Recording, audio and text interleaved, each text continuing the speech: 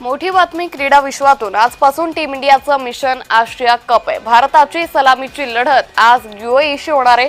तर कोणाला प्लेइंग 11 मध्ये संधी मिळणार याकडे सगळ्याच क्रिकेट प्रेमींचं लक्ष लागलंय।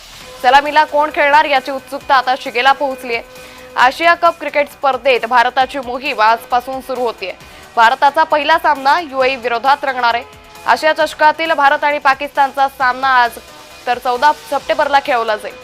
दरम्यान प्लेइंग 11 मध्ये नेमकी कुणाला संधी मिळणार याची उत्सुकता आता क्रिकेट प्रेमींना लागली आहे।